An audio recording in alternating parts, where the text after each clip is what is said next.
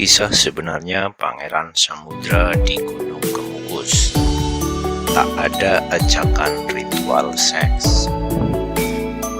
Gunung Kemukus santer diceritakan sebagai tempat ritual seks terselubung guna meminta kekayaan. Nyatanya, stigma tersebut justru timbul akibat pembelokan makna yang sengaja dilakukan oleh oknum tertentu terkait sejarah hidup Pangeran Samudra. Konon, Pangeran Samudra merupakan salah satu putra dari Prabu Brawijaya, raja terakhir kerajaan Majapahit. Ia melakukan perjalanan mencari Sunan Kalijogo untuk berguru agama Islam. Kala itu saat kerajaan Majapahit runtuh, para pangeran pun berpencar. Ada yang memeluk agama Islam, ada yang pindah ke Bali, lalu memeluk agama Hindu, serta ada pula yang tetap memeluk agama Hindu dan tinggal di Jawa. Perjalanan singkat Pangeran Samudra.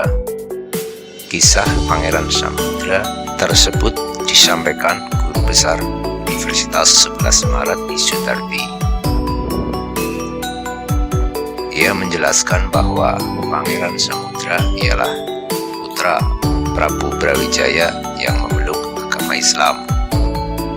Suatu ketika Pangeran Samudra meninggalkan tempat orang tuanya, yaitu Istana Prabu Brawijaya, untuk menemui Sunan Kalijogo. Oleh Sunan Kalijogo Pangeran Samudra untuk menyebarkan agama Islam di sekitar Gunung Lawu. Di sana juga ada saudara Pangeran Samudra yang sudah terlebih dahulu memeluk agama Islam. Setelah tugasnya selesai, Pangeran Samudra meninggalkan Gunung Lawu dan menuju ke arah barat laut menuruni gunung. Tetapi dalam perjalanannya, Pangeran mengalami sakit yang sampai membuatnya berjalan miring atau doyong.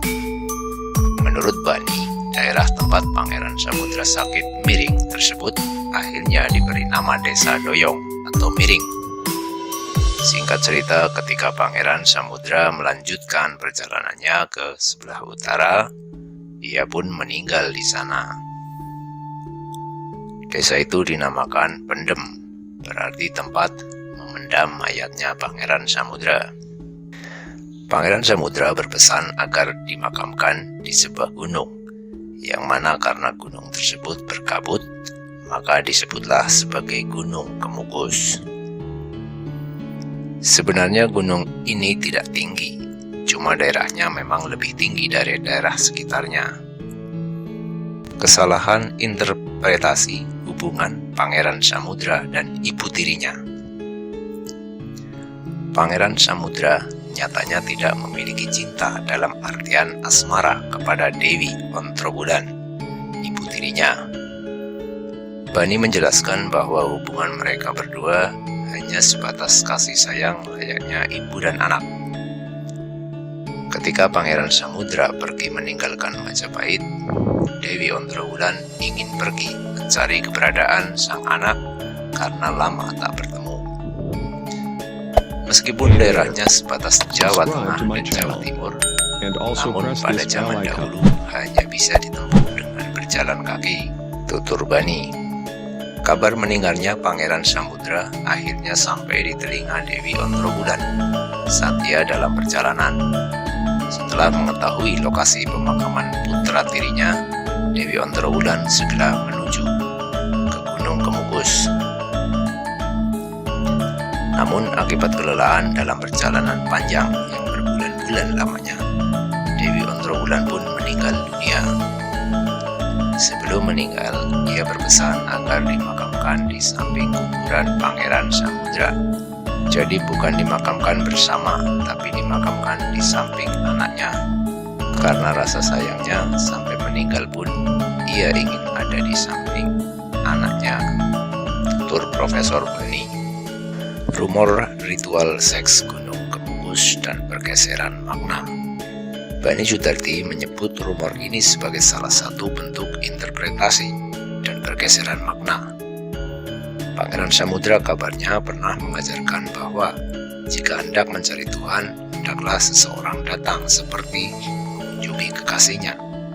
Namun orang-orang justru menginterpretasikan pesan itu dengan berkasih-kasihan.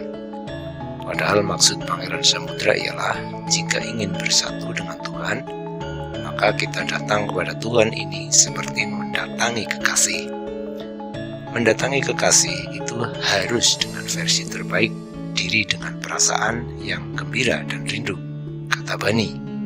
Sementara itu, pemilihan waktu ritual yang biasanya dilakukan masyarakat saat Jumat Pon dikarenakan lantaran bertepatan dengan hari meninggalnya Pangeran Samudra.